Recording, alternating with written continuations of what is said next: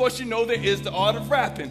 I would say that I'm a pro and I'm not even bragging. I can teach you some skills and even more techniques so that your words will climb hills and scale mountain peaks. Pinocchio the hip hop musical एक मुसन्निफ और अदाकार सालमियाने की पेशकश है। Pinocchio हमेशा से मुझे पसंद रहा है। मैं हिप हॉप मौसीकी के साथ काम करता हूँ और मुझे लगा कि इस कहानी को हिप हॉप के जरिए भी पेश किया जा सकता है।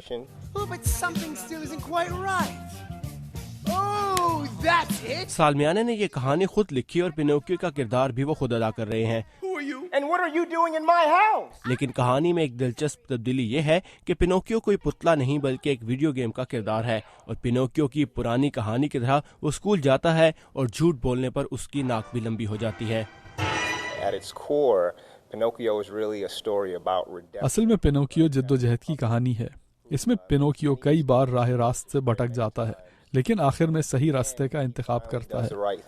But you also showed a lot of bravery and saved my life by coming back to the machine to help me.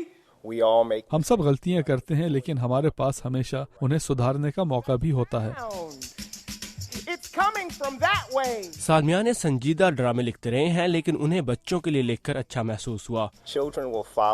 बच्चे आपको सही मानों में चाहते हैं अगर आप उनके लिए दिलचस्पी को बरकरार रखें। When we say father, you say son. Father, father.